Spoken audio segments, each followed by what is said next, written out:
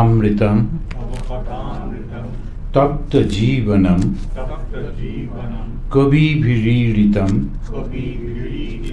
कल्मषापहम् श्रवणमङ्गलम् श्रीमदाततं भुवि गृह्णन्ति ये भूरिदा जनाः।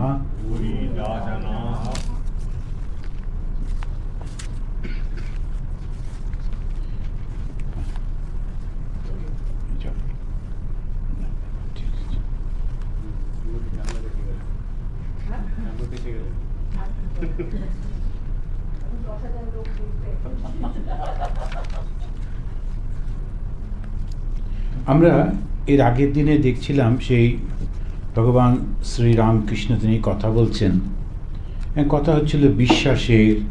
আমরা কয়েকটা আরও অন্যান্য প্রসঙ্গ ইতিমধ্যে করেছি। তো সাধু সঙ্গে কি উপকার হয় এই বিষয়ে নিয়ে আলোচনা হয়েছে। তো ব্যাকুল হয়ে প্রার্থনা, তাতেও ঈশ্বর লাভ হয়, সেটি আমরা আলোচনা করেছি। তো কয়েকটা মাঝে মাঝে এক একটা প্রশ্ন আমরা নিতে পারি। যেমন একজন জিজ্ঞেস করছেন, মহাশয় পাপ বুদ্ধি কেন হয়? এটা একটা অদ্ভুত প্রশ্ন, সত্যি তো। তো আমাদের মনের মধ্যে পাপ বুদ্ধি আসে কেন? তা না হলেই তো আর সমস্যা ছিল না। তখন ওই ঠাকুর বলছেন, তার জগতে সব রকম আছে, সাধু লোকও আছে এবং দুষ্ট, তিনিই করেছেন। সদ্বুদ্ধি তিনিই দেন, অসদ্বুদ্ধিও তিনিই দেন। আচ্ছা, এই কথাটা তার মানে কি দাঁড়ালো? প্রসঙ্গটাতে যখন জিজ্ঞেস করছেন যে অসৎ বুদ্ধি বা পাপ বুদ্ধি আমাদের কেন ঈশ্বরের থেকেই আসছে। এখন পাপ বুদ্ধি থাকলে কষ্ট, পাপ বুদ্ধি থাকলে তার জন্য সাফারিং হবে, অথচ পাপ বুদ্ধি তো ঈশ্বর থেকেই আসছে। কিন্তু সঙ্গে সঙ্গে ঠাকুর বললেন সদ্বুদ্ধিও ঈশ্বরই দেন। অর্থাৎ তোমার ঠাকুরের কাছে, ভগবানের কাছে প্রার্থনা করতে হবে, আমাকে তোমার এই ভুবন মোহিনী মায়ায় মুক্ত করে দিও না। পাপ বুদ্ধি মানে হচ্ছে জাগতিক ভোগের ইচ্ছা। পাপ আর পুণ্যের মধ্যে পার্থক্যটা কি? পাপ আর পুণ্য সাধারণত আমরা বলি যেটা ভালো, ভালো মানে কি? যেটাই সাধারণত আমাদের বলি যে মানুষের কল্যাণের জন্য হচ্ছে, কারুর কোনো কষ্ট হচ্ছে না, সেইটা নিয়ে। কিন্তু ভালো মানে হচ্ছে, সদ্বুদ্ধি মানেই হচ্ছে, পবিত্রতা মানেই হচ্ছে যেটা ঈশ্বরের সঙ্গে সম্পর্কিত। আর যেটা ঈশ্বরের সম্পর্কিত নয়, জগতের সঙ্গে সম্পর্কিত, ওটাই কিন্তু পাপ। তার মধ্যে আবার ফেরও আছে। যেমন শুধুমাত্র আমি নিজের জন্যে করি, শুধু নিজে বাঁচি, সেটাতে খুবই পাপের পথে পড়ে। যেমন গীতাতে, ভগবদ গীতাতে একটা বলছেন যে শুধু নিজের জন্যে রান্না করে, সেন্টেন্সটা এইভাবে দিচ্ছেন যে শুধু নিজের জন্যে রান্না করে, নিজেই শুধু খায়, অন্যের কথা চিন্তা করে না, তো সে কিন্তু পাপ ভক্ষণ করছে। অর্থাৎ সেলফিশনেস ইজ সিন, এটা হচ্ছে ব্যাপারটা। এখন এই সেলফিশনেসটা এসছে ভগবানের থেকে, আনসেলফিশনেস এসো ভগবানের থেকে। যদি তাই যদি হয়, তাহলে যখনই এটার প্রশ্নটা হলো পাপ বুদ্ধি কেন হয় না, পাপ বুদ্ধি হচ্ছে ঈশ্বরের থেকেই আসে। পাপ বুদ্ধি থেকে মুক্তির উপায় কি? ঈশ্বরের কাছে প্রার্থনা করা। তবে পাপ করলে আমাদের কোনো দায়িত্ব নেই। ভদ্রলোক এই প্রশ্নটা করলেন। একটা হলো পাপ বুদ্ধি কেন হয়, তারপরেই বলছেন পাপ করলে কি আমাদের কোনো দায়িত্ব নেই। এইবারে শ্রীরামকৃষ্ণ বলছেন ঈশ্বরের নিয়ম যে পাপ করলে তার ফল পেতে হয়। কিরকম দাঁড়াচ্ছে? পাপ বুদ্ধিটা আসছে ঈশ্বরের থেকে, কিন্তু যার কাছে এলো সে যখন সেই বুদ্ধিটা অ্যাপ্লাই করলো, এবার ফলটা তার, ফলটা কিন্তু ঈশ্বরের কাছে যাচ্ছে না। ঈশ্বরের নিয়ম যে পাপ করলে তার ফল পেতে হবে। লঙ্কা খেলে তার ঝাল লাগবে না। এখন এই যে জিনিসটি আমাদের আমরা কিভাবে বুঝবো? একটাই উপায়, শরণাগতি। ঠাকুর অন্যান্য জায়গায় বলছেন যে যখন আগে ডাল ভাঙতো তখন দুটো বড় বড় ওই পাথরের দুটো চাকা থাকতো, আর মাঝখানে একটা কাঠের ডান, আর একটা ছোট্ট গর্ত থাকতো, ওইটা এরকম করে করে ঘোরাতো, ডালগুলোকে দিত, দিয়ে এরকম করে ঘোরাতো। কিছু কিছু ডাল তারা ওই যে সেন্ট্রাল মাঝখানে যে কাঠটা ওর গোড়ায় গিয়ে বসে থাকতো। পুরো ডালগুলোকে যখন ওরা গুঁড়ো করে দিল, যারা ওই একদম সেন্টারে চলে গেছে ওরা কিন্তু গুঁড়ো হতো না। ঠাকুর ওই উদাহরণটা দিয়ে বলছেন যে যদি একবার ঈশ্বরের কাছে চলে যাও তাহলে সংসারে যাতাতে আর পিষ্ট হতে হবে না। সেন্টারে যদি চলে যাও, ভগবানের কাছে যদি চলে যাও, তখন বেঁচে গেলে। তা পাপ বুদ্ধি এসেছে, স্বার্থ বুদ্ধি এসেছে, আমি কার কাছে যাব? ঈশ্বরের কাছেই। তখন গিয়ে যদি আমরা তাকে আবার আমরা দেখি, এই যে গল্পগুলো সব থাকে, যে যখন জন্মে যায় সে প্রতিজ্ঞা করলো যে সাপ আমার বাবাকে মেরেছে আমি সেই সমস্ত সাপকে মারব, জানতো না কোন সাপটা, সব সাপকেই মেরে ফেলছে, যজ্ঞ হচ্ছে। তক্ষক কেটেছিল ওর বাবাকে। এখন তক্ষক দেখলে তোমার মুশকিল, আমাকে তো বলা হয়েছে ওই কাজটা করতে, আমি তাই করেছি, এখন তো কোথায় যাই? উনি ভগবানের কাছে চলে গেছেন, গিয়ে সেই প্রভুর সিংহাসনটা জড়িয়ে ধরে বসে আছে, না আমি কোথাও যাব না, আপনি আমাকে পাঠিয়েছিলেন, এখন এইটা আমার গাড়ি এসে পড়ল। ভগবানও কিন্তু ওকে নিয়ে রক্ষা করছেন। এবারে যখন ঋষিরা মন্ত্র উচ্চারণ করে আগুনে যখন বললেন যে এখানে চলে এসো তক্ষক, ভগবানের সঙ্গে চলে আসছেন। তক্ষক তো আসতে বাধ্য। এখন কতগুলো জিনিস লক্ষ্য করা যায়, ঋষিদের মন্ত্রের শক্তিকার ঈশ্বরই দিয়েছেন, আবার তক্ষকের বিষটা কার? ঈশ্বরই দিয়েছেন। এবার তক্ষক গিয়ে যখন ভগবানকেই জড়িয়ে ধরে বসে আছে, ওনার সেই সিংহাসনের পায়াতে জড়িয়ে রয়েছে, তখন কিন্তু যখন সেই মন্ত্রের শক্তিও কাজ করছে, আবার আশ্রয় নিয়েছে বলে ভগবান ওর সঙ্গে আসছেন, ওকে ত্যাগ করেননি। বাবু তুমি কামড়েছো, তুমি বোঝো, চা কিন্তু বলছেন না। কিন্তু তক্ষক যদি ভগবানের কাছে না যেত, ও পুড়ে মারা যেত। তাহলে এইখান থেকে আমরা এটা শিখতে পারি, যদি কোনো অন্যায়ও করে থাকি, তারপরে যদি ঈশ্বরের ভগবানের চরণ দুটি ধরে বলি যে আমি কি করব, সেই সময় তুমি ওই রকম একটা বুদ্ধি দিয়েছিলে, আমার বড় ভুল হয়ে গেছে, কিন্তু তুমি আমাকে এখন আর ত্যাগ করো না, আশ্রয় পাওয়া যাবে, নিশ্চয়ই তিনি কৃপা করবেন। সেই জন্যই তিনি ওরকমভাবে বলছেন। তা মশাই পাপ বুদ্ধি কেন হয়? না, ঈশ্বরের জগতে এরকম তো আছে, ভালো মন্দ, তো এরকম হলো। দুই, পাপ করলে আমাদের দায়িত্ব নেই, বলে না তোমারই দায়িত্ব, কারণ তোমাকে দিয়েছেন বটে, কিন্তু অ্যাপ্লাই করতে হবে তার কেন, সেটা না করলেও পারো। যখন তুমি করেছো তখন তোমার এরকম হবে। আবার তারপরে উনি বলছেন সেজবাবু, সেজবাবু আমাদের মথুর বাবু, তার সম্পর্কে সেজবাবু বয়সকালে অনেক রকম করেছিল, তাই মৃত্যুর সময় নানা রকম অসুখ হলো।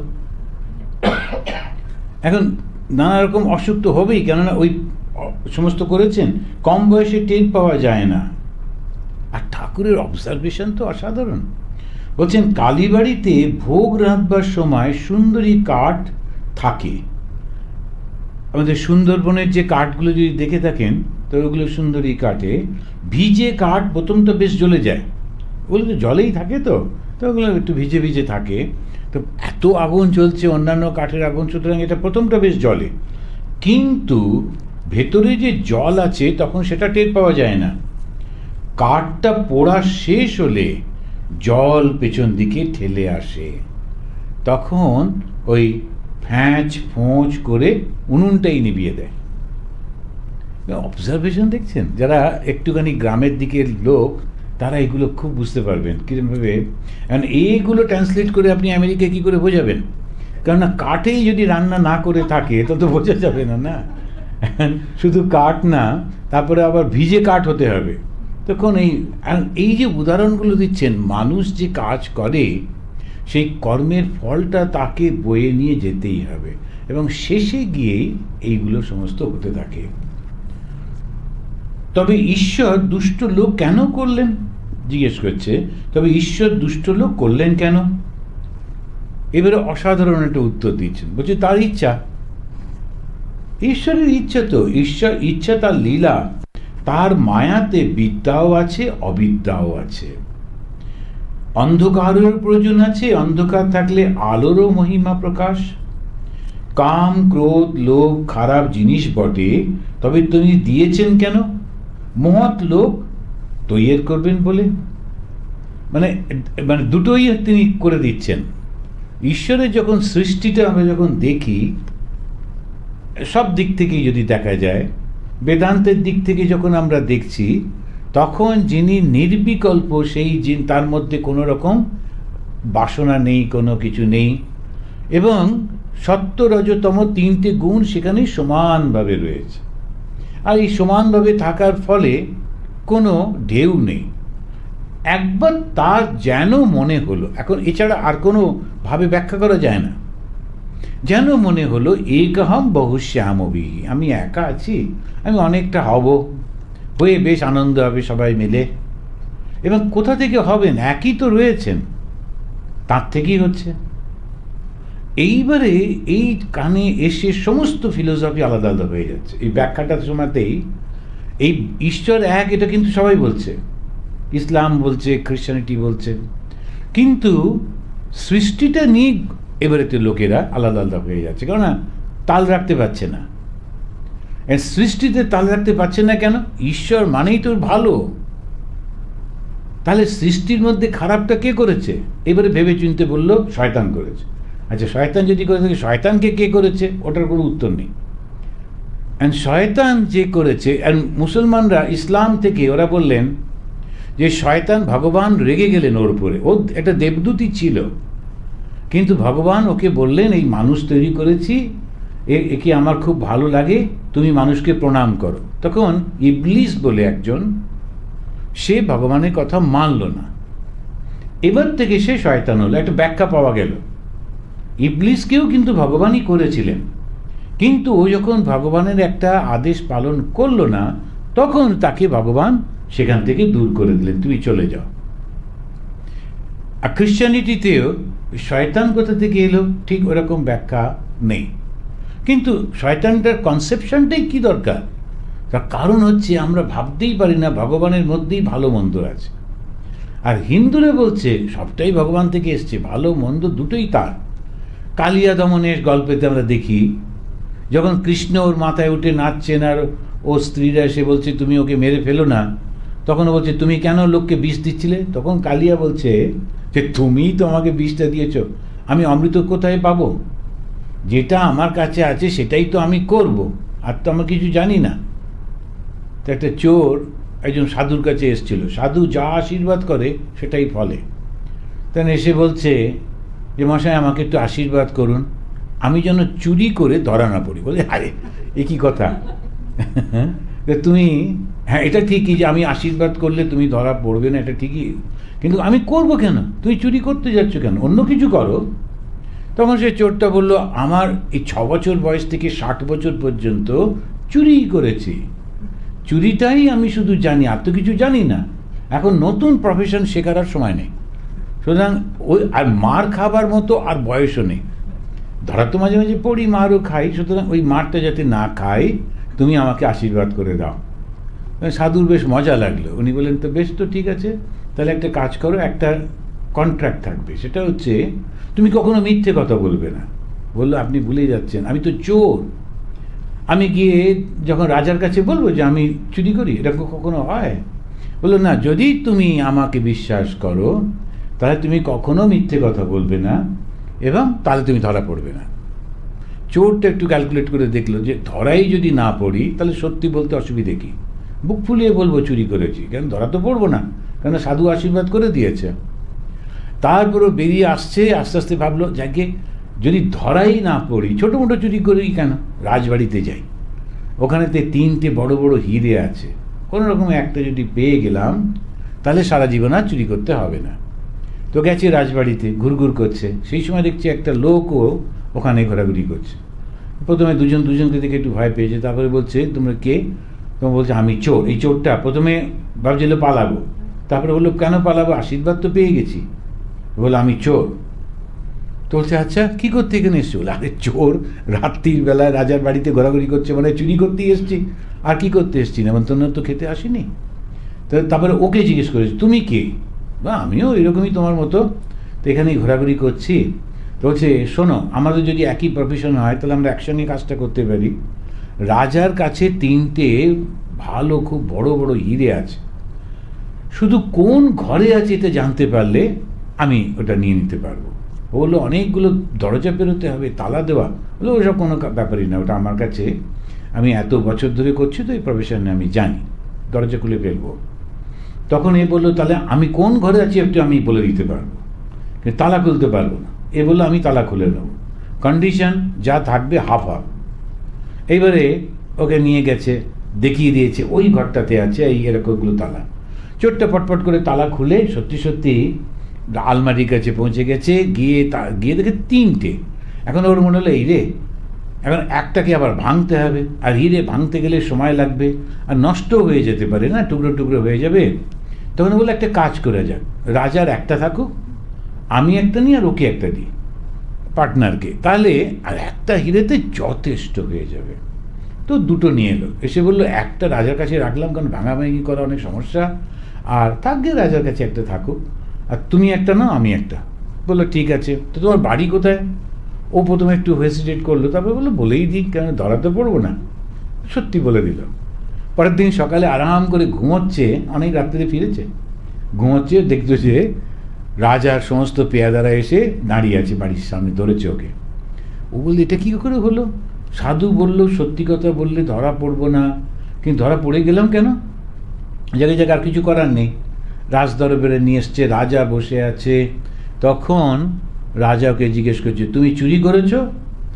তখনও আর দেখছে যে আমি তো আর বলতেই হবে সত্য, নইলে আমাকে মারবে, ধরবে।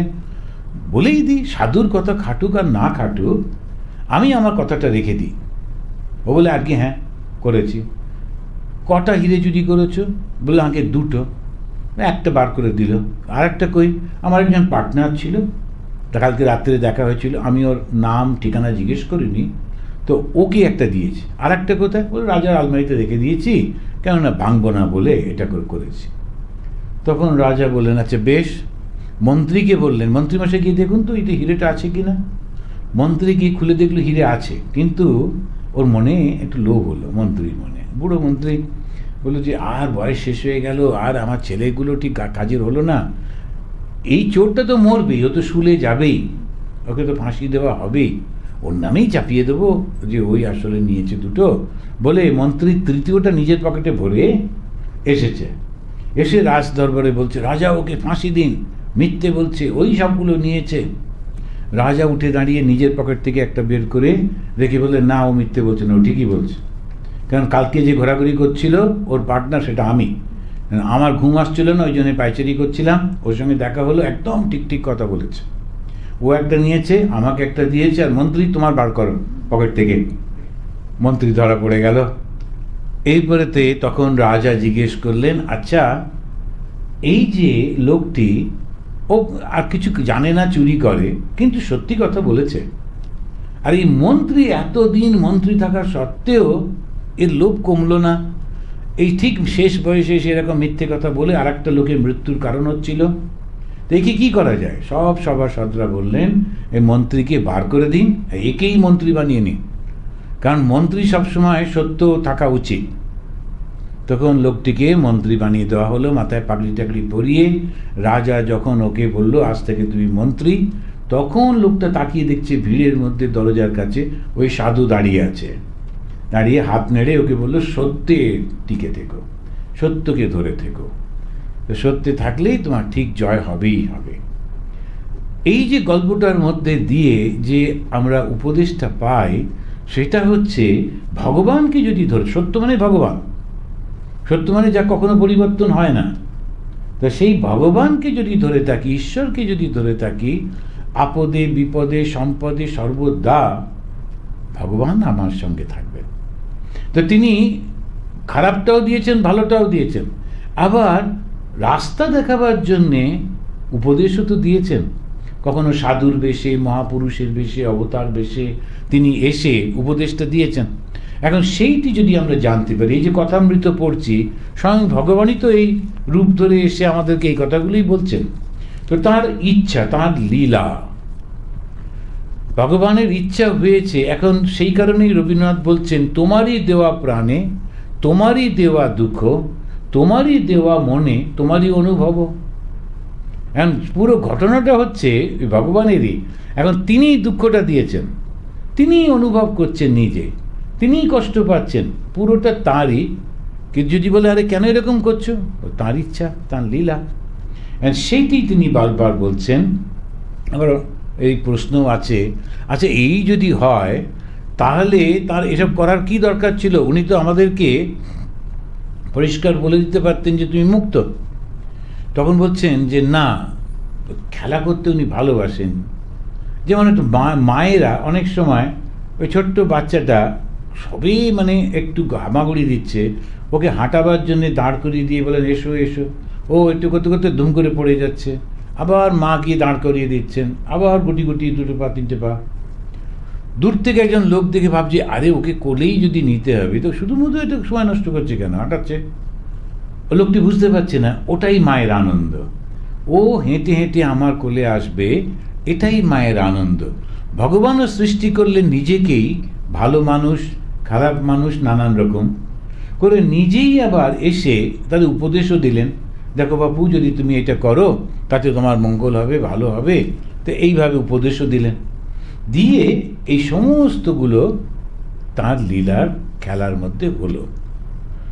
আর একটা প্রসঙ্গের মধ্যে এসে যায়, সেটা হচ্ছে যদি কেউ মনে করে যে আমি যে অন্যায় কাজ করছি এটাও ভগবান আমাকে দিয়ে করাচ্ছেন, ওটাই আমার কাজ, তাহলেও কিন্তু মুক্ত।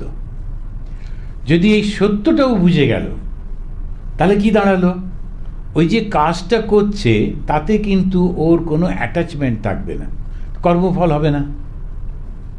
মানে সমস্ত দিক দিয়ে যদি দেখতে পাওয়া যায় যে যদি আমি এই খারাপ কাজটা ভগবান আমাকে দিয়েছে, যেমন একটা নাটকে গেলাম, একটা লোককে খুব ইচ্ছা ছিল তার হিরো হবে, কিন্তু দেখতে গুন্ডাদের মতো, ওকে হিরো করা যাচ্ছে না। তখন ওকে বলা হলো যে তুমি বরঞ্চ একদম ভিলেনের পার্টটা করো। তখন ও ভিলেনের পার্ট করছে, কিন্তু অভিনয় করে যে লোকেদের কাছে হিরো পৌঁছচ্ছে ও কিন্তু পৌঁছচ্ছে, হিরোর যেমন কথা হচ্ছে ওরও কিন্তু সেটা হচ্ছে, লোকে সব পরিচিত হয়ে যাচ্ছে। আর ও যদি মনে করে দুঃখ আমার কোনো কারণ নেই, কেন আমাকে এই কাজটাই করতে বলা হয়েছে, এই কাজটাই আমার পক্ষে ঠিক, ঠিক আমি ঠিকই করছি, এর সঙ্গে আমার কোনো সম্পর্ক নেই।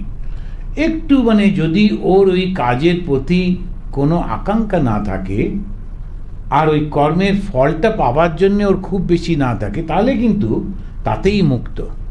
সুতরাং যে যা করলো, অনেকে বলে যে রাবণকে আমরা প্রচণ্ড নিন্দা টিন্দা করি বটে, কিন্তু রাবণ তাড়াতাড়ি করে মুক্তি পাওয়ার জন্যে সে ওই রামের বিরুদ্ধে কাজ করছিল। কেন কি তারা তো সবসময় রামের চিন্তা করতে হচ্ছে, এত রেগে গেছে যে রাম ছাড়ার মাথায় আর কোনো কিছু নেই। তাহলে আলটিমেটলি কি হচ্ছে, ভগবানেরই তো চিন্তা করছি। সুতরাং সবাই আমরা চলেছি কিন্তু এই ভগবানের দিকে, সবাই আমরা ওখানেই পৌঁছাবো। কিন্তু ভালো পথে গেলে তখন শুধু আমার না, জগতের আর চারটি মানুষেরও উন্নতি হবে, ভালো হবে। আর খারাপ পথে গেলে তখন আমি হয়তো ভেতরে ভেতরে যদি আমার ঈশ্বরের প্রতি সেই ভালোবাসাটা থাকে, আমি হয়তো মুক্ত হব, কিন্তু জগতেও একটু খারাপ তার ছাপটাও থেকে যাবে। তো সেখানেই উনি যেটা বলছেন, মানুষ চেষ্টা করো যাতে ভালো হতে পারো। তারপরে বলছে যখন সৃষ্টিটা হয় সব রকমই তো চাই, সেটা বোঝাতে গিয়ে বলছেন যে দুষ্ট লোকেরও দরকার আছে। একটি তালুকের প্রজারা বড় দুর্দান্ত হয়েছিল, তখন গোলক চৌধুরীকে পাঠিয়ে দেওয়া হলো। গোলক চৌধুরী তখনকার দিনে খুব বড় অ্যাডমিনিস্ট্রেটর ছিলেন, তাকে পাঠিয়ে দেওয়া হলো, জমিদার পাঠালেন।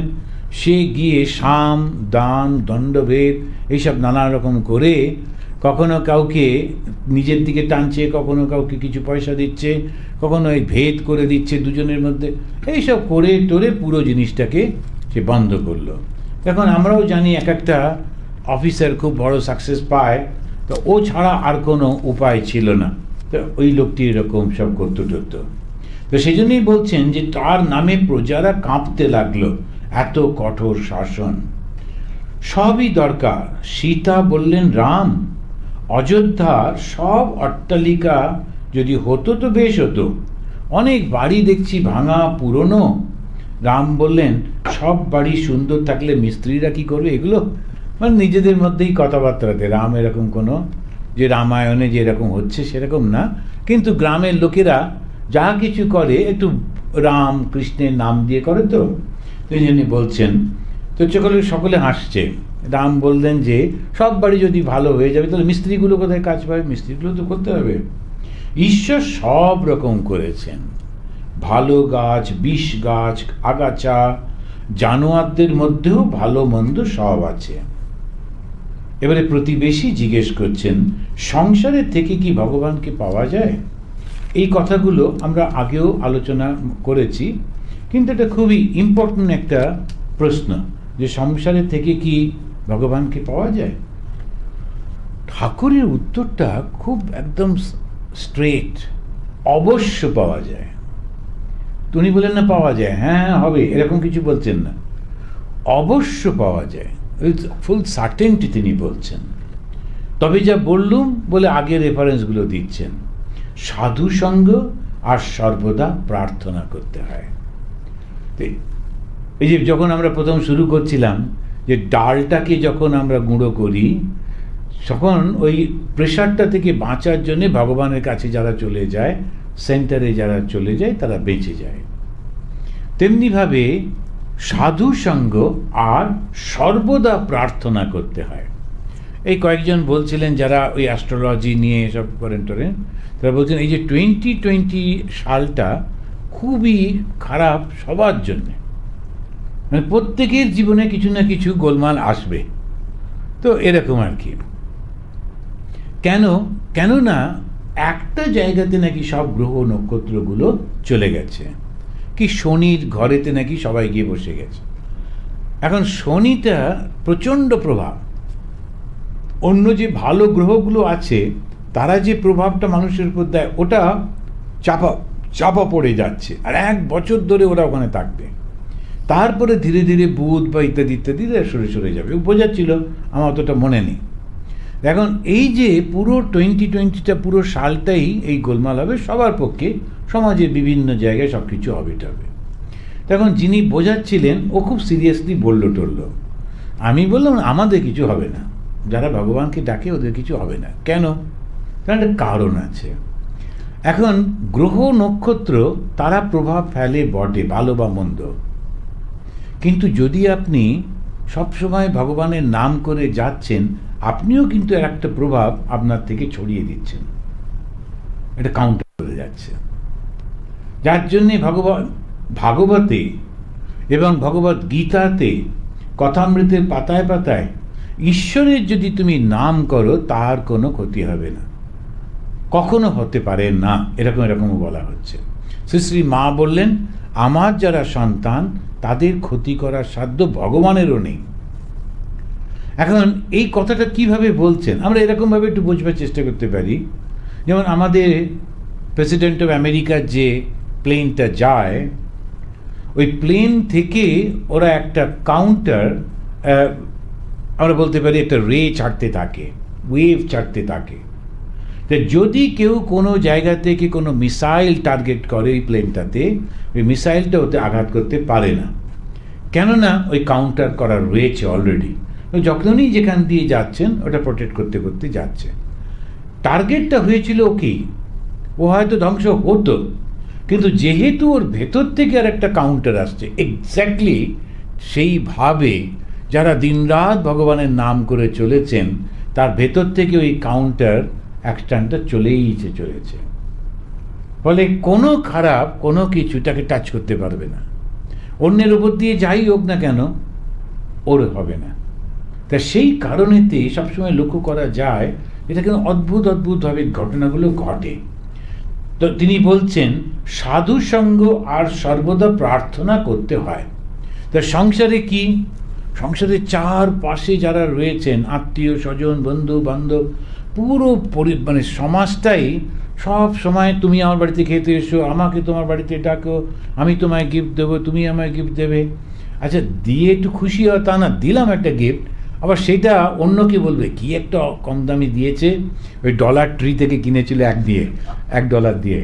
তো এরকম একটা কিছু কমেন্ট আপনার কানে এলো, কত খারাপ লাগবে, কি আশ্চর্য, এরকম করে। তো এই কষ্ট, দুঃখ, আনন্দ হতেই থাকে। এমনকি ছেলে মেয়েদের কাছ থেকেও অনেক সময় বাবা মারা কষ্ট পায়। এমন একটা বিহেভ করলো, যাকে কোলে পিঠে করে মানুষ করা, তার ওই বিহেভিয়ারটা বাবা মা সহ্য করতে পারেন না।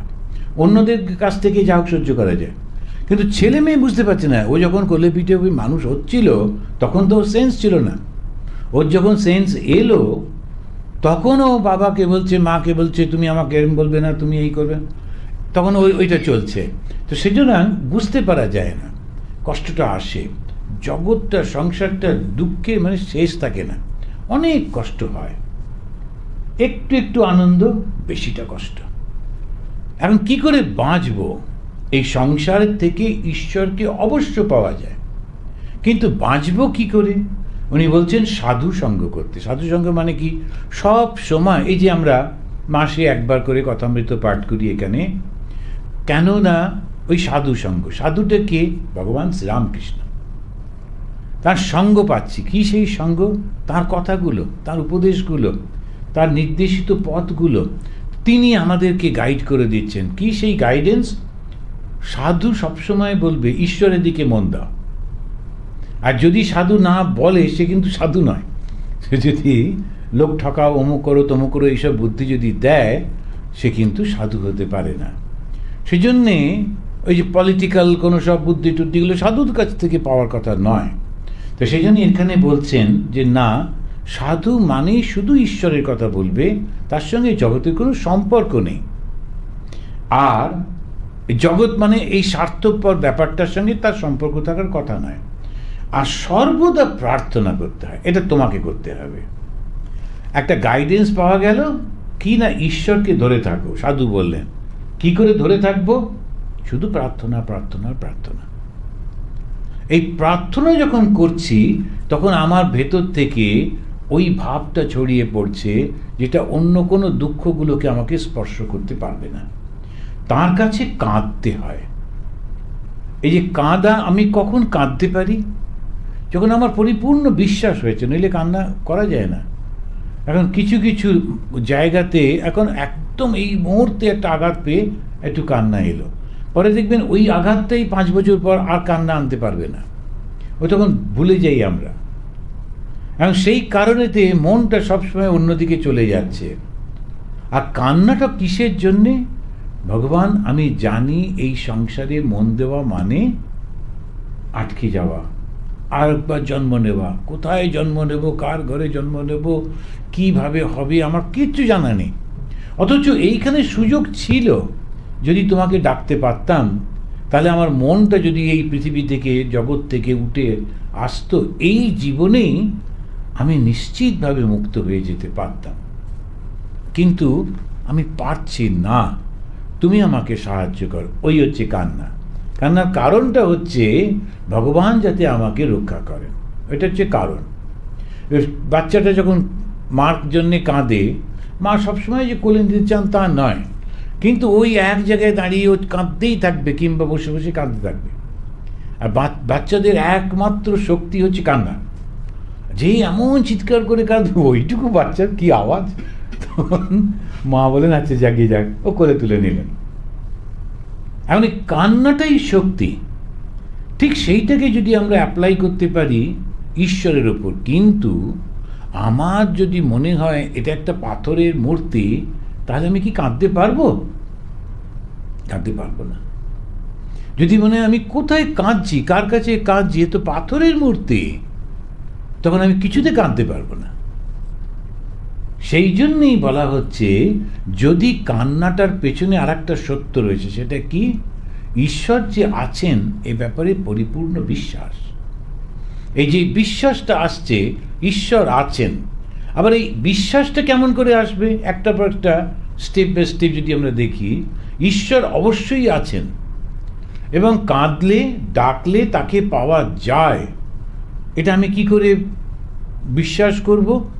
শ্রীরামকৃষ্ণকে যদি আমি বিশ্বাস করতে পারি, কারণ শ্রীরামকৃষ্ণ নিজে দেখেছেন, উপলব্ধি করেছেন, তিনি এই পথ দিয়ে গেছেন। তিনি যখন শেষ সময় এত কাঁদছিলেন, কাঁদতে কাঁদতে তার মনে হয়েছিল যে মাকে না পেলে জীবনটা রাখার দরকার নেই, সেই মুহূর্তে মা দর্শন দিয়েছিলেন। এই ঘটনাগুলো সত্য। এই সত্যটা যেই বিশ্বাস হলো, শ্রীরামকৃষ্ণকে দেখে যখন আমি মনে করতে পারলাম যে ঈশ্বর আছেন, সেই বিশ্বাসের উপরে আমার তখন কান্না। সেজন্য বলছেন ডাইরেক্ট পারসেপশন আর ইনফারেন্স। আমি যখন ডাইরেক্টলি একটা কোনো অভিজ্ঞতা লাভ করলাম, সেটা একটা হলো। ইনফারেন্সের মাধ্যমে, অনুমানের মাধ্যমে আমি বুঝলাম, যখন আমরা এক একটা মানুষের জীবনগুলোকে দেখি, কি ভালো জীবন, কি সুন্দর জীবন, তখন বুঝতে পারা যায় না এটা সম্ভব, এটা হতে পারে। আমাদের ভূতেশানন্দজি মহারাজ বলেছিলেন, তখন সেকেন্ড ওয়ার্ল্ড ওয়ার চলছে, তখন ওদেরকে রিলিভ করতে পাঠিয়েছিলেন নর্থ ইস্টের সব জায়গাগুলোতে, বিশেষ করে ত্রিপুরা, তারপরে মণিপুর, এসব জায়গায় রামকৃষ্ণ মিশনের। আর সেই ওই দিক দিয়ে তখন নেতাজি, সেই আজাদ হিন্দ ফৌজ আসছে, প্রচণ্ড বোমা বর্ষণ হচ্ছে, ওদিক থেকে জাপানিরা, এদিক থেকে ব্রিটিশরা, সব লোক পালাচ্ছে। রামকৃষ্ণ মিশনের সাধুরা, তারা গলায় একটা ওই আইডেন্টিটি কার্ড লাগিয়ে, নামটা এরকম, তারপরে বেলুর মঠ ইত্যাদি ঠিকানা লেখা, ওরা ওর মধ্যে ঘুরছে, আহতদের যারা তাদেরকে সাহায্য করছে ইত্যাদি।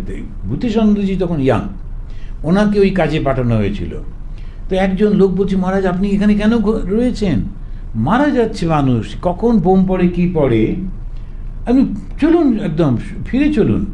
তখন ভূতেশানন্দজি সবসময় মজা করতেন, ওর মধ্যেই বলছেন, না না, এই তো গলায় টাঙানো আছে, যদি বোমেতে মারা যায় ওরা এটা দেখে আমার মৃতদেহটা বেলুর মঠে পাঠাবার ব্যবস্থা একটা হবে, না আমার ভয় নেই। আপনি ভেবে দেখুন, মৃত্যু ভয়ও থাকছে না, কেন? ভগবানের সেবা করছি। তখন যখন আমি ভগবানের সেবা করছি, ভগবান আছেন এই সত্যটা জানছি, এবং আমি নিশ্চিত আমি তো কোনো খারাপ কাজ করছি না, সুতরাং আমার যদি মৃত্যুও হয়, এই শরীরটা যদি চলেও যায়, তখনও আমার কোনো কষ্ট হবে না। এই তীব্র বিশ্বাস, ভগবানের বিশ্বাসটা এসেছে বলেই ওই সাহসটা এসেছে। আর এই সাহসের ফলে তিনি অতটা আত্ম উৎসর্গ করতে পেরেছিলেন, তিনি এবং আরও অন্য সাধুরা। এখন এই যখন আমরা দেখছি, তোমরা যখন কাঁদতে হয়, তার কাছে কাঁদতে হয়, মনে হলো তো কিছুই না, আমরা তো কাঁদি। তো যখন আমরা মন্দির টন্দিরে যাই, অনেকেই কাঁদেন টানেন, কিন্তু এই কান্নাটার পেছনে ওই সত্যটা মনে রাখতে হবে, ঈশ্বরে পরিপূর্ণ বিশ্বাস। এবং এই যে আমি কাঁদছি, উনি শুনতে পাচ্ছেন। এখানে মা আবার ঠাকুরও নিজেও বলেছেন যে ঈশ্বর, তাকে অত জোরে জোরে ডাকতে হবে না, মনে মনে ডাকলেই শুনতে পাবেন। কেন জানো? পিঁপড়ের পায়ে নূপুরের ধ্বনিও তিনি শুনতে পান। পিঁপড়ের পা, তাতে আবার একটা নূপুর, সে চিন্তাই করা যায় না, সেটার যদি কোনো আওয়াজ হয়, সেটাও নাকি বাবা। তার মানে তুমি মনে মনে চিন্তা করলেই শুনতে পাবে। এটাই তিনি বলছেন যে অত জোরে জোরে চিৎকার করে বলতে হবে না। তো মনের ময়লাগুলো ধুয়ে গেলে তার দর্শন হয়। তিনি আর আমার মধ্যে কোথায় সমস্যাটা হচ্ছে, রয়েছেন তো ভেতরেই, কিন্তু আমার আয়নার উপরে আমি তো এত ব্যস্ত হয়ে রয়েছি, দেখতেই পাচ্ছি না তো। সুতরাং যেই মুহূর্তে মনের ময়লাগুলো চলে যাবে, তখনই দর্শন হবে। সেই জন্য বলছেন, মনটি যেন মাটি মাখানো লোহার ছুঁচ, ঈশ্বর চুম্বক পাথর, মাটি না গেলে চুম্বক পাথরের সঙ্গে যোগ হয় না। কাঁদতে কাঁদতে ছুঁচের মাটি ধুয়ে যায়। ছুঁচের মাটি অর্থাৎ কাম, ক্রোধ, লোভ, পাপ বুদ্ধি, বিষয় বুদ্ধি। মাটি ধুয়ে গেলেই ছুঁচকে চুম্বক পাথরে টেনে লয়, ঈশ্বরের দর্শন হয়। আর প্রমাণ, আমাদের যিনি রামায়ণ লিখেছেন বাল্মীকির জীবনে আমরা জানি যে তিনি একজন ডাকাত ছিলেন। সেই ডাকাতি থেকে তার মনে অনুশোচনা এলো, এবার তিনি গুরুদাকে বললেন, আচ্ছা যাকে যা করেছো করেছো, এখন বসে শুধু রাম নাম করো। তিনি করবার চেষ্টা করতে লাগলেন। প্রথম প্রথম ঠিকমতো উচ্চারণ হচ্ছিল না, পরে পরে রাম নাম করতে লাগলেন। এই করতে করতে করতে করতে কোথায় উত্তরণ হয়ে গেলেন, তিনি রামের জীবনী রচনা করলেন। তো এই যে আমাদের চোখের সামনে এই প্রমাণগুলো একদম তুলে একটা বলে দিল কথা, তার কোনো প্রমাণ আছে কিনা, কেউ লোক করেছে কিনা সেরকম যদি না থাকে আমাদের বিশ্বাসই হবে না। তো সঙ্গে সঙ্গে ওই এক একটা জীবনকে আমরা দেখতে পেলাম যে এইরকম অবস্থা থেকে এইখানে পৌঁছানো যায়। সুতরাং কখনো কাউকে নিন্দা করতে নেই। কেন? প্রত্যেকটা মানুষের মধ্যেই সেই দৈব ভাবটা রয়েছে, শুধু সে তারটা শুধু যদি জেগে ওঠে বা সঙ্গে সঙ্গে হয়ে যাবে। ওই জেগে উঠতে গেলে যেটা দরকার সেটা হচ্ছে সাধুসঙ্গ। আর সাধুসঙ্গ প্রথম প্রথম খুব বিরক্তির কারণ হয়, তারপরে সাধু যদি ভালো করে বোঝাতে না পারে তো আরও কাণ্ড। তো যদি ঠিক মতো একটু বোঝাতে পারে, একটু গল্প টল্প দিয়ে আচ্ছা একটু শুনতে ভালো লাগছে। কিন্তু সাধু সঙ্গ মানে ওই কথামৃত পাঠ। ওই জন্যই বলা হয় রাত্রে শোবার আগে একটু কথামৃত পড়তে হয়, 2 পাতা করে করে। আমাদের সব সাধুরাই প্রায় আমি দেখেছি, প্রেসিডেন্ট মহারাজ, ভাইস প্রেসিডেন্ট, ওই শোবার আগে ওর সেবকরা একটু পড়ে দেন, 2 পাতা পড়লেন, একটু করে শুয়ে পড়লেন। এই কথাগুলো মনের মধ্যে তখন থেকে যায়। তো এই করতে করতে ধীরে ধীরে এই সাধু সঙ্গ সারাক্ষণ আমাদের সাবকনসিয়াস মাইন্ডের মধ্যে, ঠাকুর তো বলেছেন ঈশ্বর তো আছেন, কিসের চিন্তা, ঠিক হয়ে যাবে ঠিক হয়ে যাবে, এই করতে করতে বিষয় বুদ্ধিগুলো চলে যেতে থাকে। আর বিষয় বুদ্ধি যখন চলে যায় তখন মনটা এমন পরিষ্কার হয়ে যায়, ওর মধ্যে সেই আত্মা কিংবা ঈশ্বরের প্রতিফলন হয়। আত্মা ছাড়া তো কিছু নেই, শরীরটার তো কোনো কারণ নেই, কিন্তু এই শরীরের মধ্যে যে মনটা আছে, এই মনের মধ্যেই ঈশ্বরের প্রতিফলন সম্ভব। সেই জন্য ঠাকুর বলছেন মানুষ কি কম গা, মানুষের মনের মধ্যে ঈশ্বরকে দর্শন করতে পারে। ঈশ্বর যিনি এত বড় সর্বশক্তি সর্বব্যাপী, সেই মানুষের মনের মধ্যে প্রকাশিত হতে পারেন, মানুষ কি কম গা। এইটা আমাদের এই যে এখন যদি আপনারা দেখেন মানুষ পশু মতো হয়ে যায়, আর পশু বললেও অন্যায় হয়, কিন্তু ভীষণ হিংস্র মতো হয়ে যায়। কেননা ওই মনটা কিছুতেই শরীরের বাইরে আসতে পারে না। আর সেই শরীরের বাইরে না আসতে পারলে আছেটা কি শরীরের মধ্যে? খাওয়া, ঘুম আর খানিকটা শারীরিক এই কমফর্ট, আর তো কোনো কিছু নেই। আর এটা করতে করতে, এটা করবার জন্যে পয়সা চাই, পয়সার জন্য একটি ছেলে আমি সেদিন দেখছিলাম পেপারে, তার নেশা করে, সেই পয়সা মার কাছে চেয়েছে, মাও গরিব, কোথা থেকে দেবে, তো জোর করে মার কাছ থেকে নিতে গিয়ে মাকে মেরেই ফেলেছে। এখন ওই সন্তানকে জন্ম দিতে মার কত কষ্ট, তারপরে কত কষ্ট করে, কত আদরে, কত স্নেহে বড় করলো, কিন্তু দেখুন কি কাণ্ড। আর ওই ছেলেটা শুধু নেশাগ্রস্ত হয়ে, আর শরীর ছাড়া আর কোনো মন নেই, অসেজনে পশুর থেকে উপরে উঠতে পারে না। স্বামীজি এটা খুব বড় কথা বলেছেন। স্বামীজি বলছেন, ছিলে পশু, হয়েছ মানব, এখন দেবতা হইতে হইবে। পশু ছিলে মানে স্বার্থপর ছিলে, শুধু শরীর আর মন ছাড়া আর কিছু ছিল না। এবারে বলছেন হয়েছ মানব, মানে তোমার কনসার্ন হয়েছে যেন এর সঙ্গে আরো কিছু আছে। একটা কিউরিওসিটি জেগেছে মনের মধ্যে যে আমি ভালো করে যদি ঈশ্বরকে ডাকি তাহলে নিশ্চয়ই ঈশ্বরকে পেতে পারবো, আমিও পারবো, সবাই যখন পারে আমিও পারবো। এক সেলফ কনফিডেন্সটা আসছে, সঙ্গে সঙ্গে গাইডেন্স আসছে। মানুষ অন্যের জন্য একটু চিন্তা হচ্ছে, অন্যকে একটু সে দান করছে, করতে করতে ছিলে পশু, অর্থাৎ সেলফিশ, শুধু নিজে খাওয়া আর ব্যাস হয়ে গেল। আমি দেখেছিলাম, ওই ছবিটা আমার মনের মধ্যে গেঁথে গেছে। আসামে একটা রাস্তা দিয়ে যাচ্ছি, তারপরে একটা বড় গাছ ছিল, ওর তলায় দাঁড়িয়ে জিপটা থামিয়ে আমরা একটু কফি টফি গাড়িতেই থাকতো, খেতাম, কেন ওখানে অত দোকান টোকান নেই। একটু টিফিন বের করে ওই কফি টফি নিয়ে খাচ্ছি। সেই সময় দেখলাম কতগুলো গরু, অনেকগুলো, ওদের সাথে সবই খোলা থাকে, রাস্তায় ঘোরাঘুরি করছে। তো একটা গরু হঠাৎ করে একটা অনেক বড় একটা ট্রাক আসছে, একটা লরি, ও গরুটা হঠাৎ করে মাথাটা ঘুরিয়ে রাস্তা পেরোবে বলে বোধহয় ঘাসের জায়গা থেকে এই রাস্তাতে এসে গেছে, আর লরিটা থামাতে পারলো না, পারা সম্ভব ছিল না। গরুটা ধাক্কা লেগে পড়ে গেল, মারাই গেল। তো আমরা দেখলাম, তো লরিটা চলে গেল। তো গরুটা ছিটকে গিয়ে দূরে পড়ে আছে, মরেই গেছে নিশ্চয়ই। অন্য গরুগুলো থমকে গেল পুরো ঘটনাটা ওরা দেখে, একটু গিয়ে শুকলো, তারপরে আবার ওর পাশেই ঘাস খেতে শুরু করে দিল।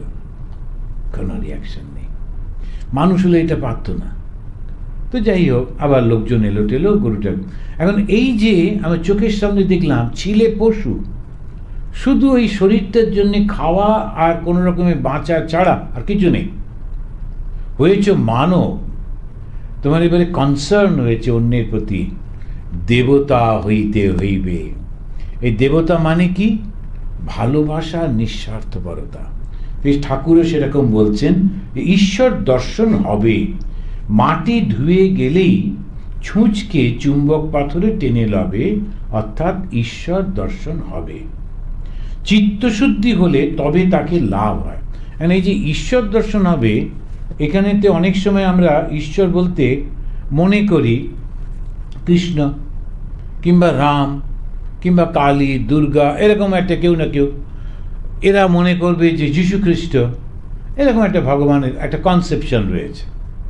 সেখানে গেলে তা আমরা বেশ ওর সঙ্গে থাকবো, মুক্তমুখ। ঈশ্বর তো ওটা হতেই পারেন এরকমভাবে, যার যেমন ধারণা সেরকমভাবে। ঈশ্বর মানেই কিন্তু একটা অপার আনন্দ। ঈশ্বর মানে একটা অকুত ভয়। তার ভয় থাকে না। কেন ভয় থাকে না? সেটা এখন দেখে আমি ছাড়া তো আর কিছু নেই। সেই জন্যে সম্পূর্ণ অভয় লাভ করে। আর তার মধ্যে একটা অনন্ত আনন্দ থাকে। কেন আনন্দ থাকে? কেননা আর তো দুঃখের কোনো কারণ নেই। দুঃখটা হয় সবসময় আমার বাসনা থেকে। বাসনা পূরণ হলে একটু আনন্দ, বাসনা পূরণ না হলে দুঃখ। তো প্রায়শই আমাদের এই বাসনাগুলো পূরণ হয় না, ইচ্ছাগুলো পূরণ হয় না, যেটা আমি চাই সেরকম হয় না, দুঃখ দুঃখ দুঃখ দুঃখ। তার থেকে মুক্তি হয়ে যায়। কেন? তখন কোনো বাসনাই নেই। এই যে একটা অপার আনন্দের মধ্যে থাকা, সমস্ত কন্ডিশনেতেই আনন্দে থাকা, আর অকুত ভয়ে থাকা, কারণ কোনো ভয়ের কারণই নেই, যা দেখছি সবই তো আমারই, তাকেই বলে ঈশ্বর লাভ। তো ঈশ্বর দর্শন মানে হচ্ছে যে সত্যি সত্যি এটা পায়।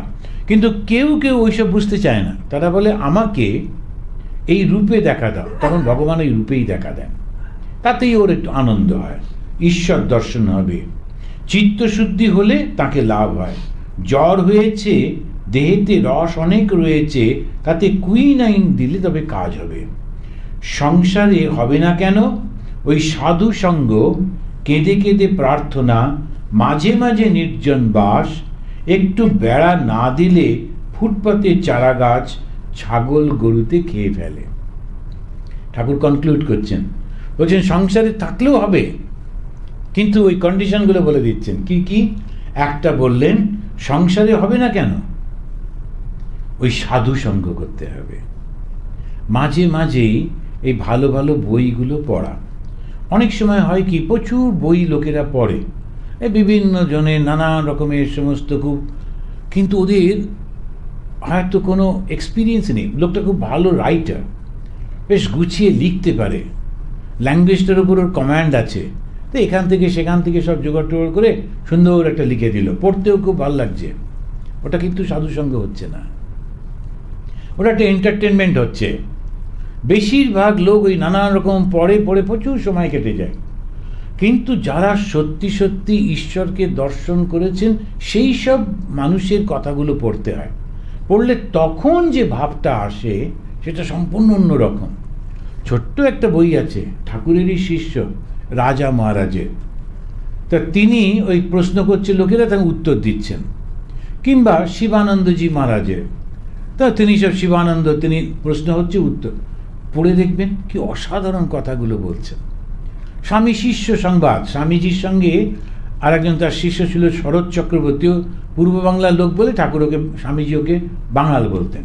তো এই বাঙাল, কিন্তু পূর্ব বাংলার সেই মানুষটি অসাধারণ পণ্ডিত ছিলেন সংস্কৃতে। উনি এসে এসে প্রশ্ন করতেন আর স্বামীজি উত্তর দিচ্ছেন। পড়ে দেখবেন কীরকম সব চিন্তাগুলো পাল্টে যায়, কি ভালো লাগে। তো ওই হচ্ছে সাধু সঙ্গ। সব নানান রকমের বই পড়া মানেই একটা হলো তা নয়, কেঁদে কেঁদে প্রার্থনা করতে হয়। যেই ওইটা পড়লাম তখন এই যে বিশ্বাসটা আসছে, ভক্তিটা আসছে, এবারে একলা একলা গোপনে গোপনে ঠাকুরের কাছে খুব কাঁদতে হয়। আমার সারা জীবনটা তো চলেই গেল, তুমি কবে দেখা দেবে, কি করলে দেখা পাবো। আর ওই উদ্ধব, যেমন আজকেই সকালবেলায় ভাগবত পাঠ করছিলাম, যেন উদ্ধবকে ভগবান কৃষ্ণ বলছেন তুমি তোমার গুরু। উদ্ধব বলছে না, ওটা তো ত্যাগের পথ, ওটা আমার নয়, আর আমি তোমাকে ধরে থাকবো, তোমার নাম করলেই যদি হয়ে যায়, আবার শুধুমুধু ত্যাগ করতে যাবো কেন। বলে উদ্ধব খুব ঝগড়া করছে ভগবানের সঙ্গে, তো ভগবান ওকে বোঝাবার চেষ্টা করছেন। তো এইটাই হচ্ছে আমরা দেখছি যে কেঁদে কেঁদে প্রার্থনা করতে হয়, মাঝে মাঝে নির্জনে যেতে হয়। এটা খুব একটা ইন্টারেস্টিং কথা, মাঝে মাঝে নির্জনে যেতে হয়। একদম নিজের মনের মতো যে লোকগুলো, যারা সবাই একই রকম, তখন 3-4 জন 5 জন মিলে কোনো একটা নির্জন, আর এদেশে তো কত জায়গা রয়েছে, সেখানে গিয়ে ওই রোজ ভগবানের কথা পড়া, ধ্যান করা, আর একলা চুপ করে বসে থেকে শুধু ভগবানকে প্রার্থনা করা, খুব উপকার হয়, খুব উপকার হয়। মাঝে মাঝে নির্জনে বাস করতে হয়। তারপরে বলছেন বেড়া না দিলে, যখন এটা সবে এটা হচ্ছে তখন বেড়া দিতে হয়। কেন? তখনই যদি লোকের সঙ্গে নানা রকম কথা বলি, একজন এসে বলে এই এখন রিটায়ারমেন্টের পর ভগবানকে নিয়ে পড়েছিস, ছি ছি, চল চল আমাদের সঙ্গে, আমরা কি ক্রুজে যাই, এখানে এখানে ঘুরি, এসব করতে। তখন আচ্ছা, যখন যাচ্ছে, যখন যাই, একটু ভক্তি আসছিল, এবারে গেল সেটা। সেই জন্যে বেড়া দিতে হয়, কাউকে বলতে নেই, আমাদের ভেতরে কী রকম হচ্ছে সেটা কাউকে বলতে নেই, ওই চুপচাপ শুধু ভগবানের কথা চিন্তা করতে হয়। করতে করতে যখন ওর উপরে বিশ্বাসটা হয়ে যায়, তখন আর চিন্তা থাকে না। তাহলে আজকে এই পর্যন্ত হলো। যারা সংসারে আছে তাহলে তাদেরও হবে, জিজ্ঞেস করলেন, ঠাকুরের উত্তর, সকলের মুক্তি হবে। আর মাস্টারমশাই খুব মোটা মোটা কালি দিয়ে ওটা লিখে দিলেন, তবে গুরুর উপদেশ অনুসারে চলতে হয়। আমরা বরং এর পরের দিনে এটা কন্টিনিউ করব। খুবই সুন্দর ঠাকুর বলেছেন। আসুন আমরা একটু প্রণাম করে শেষ করি।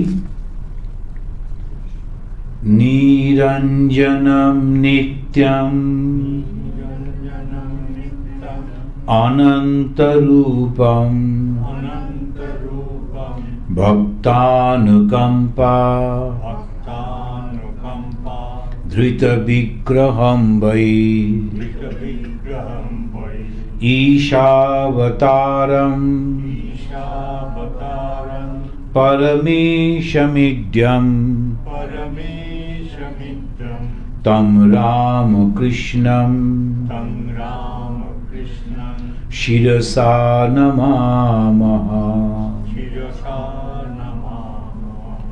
ওম শান্তি শান্তি শান্তি। হরি ওম তৎসৎ।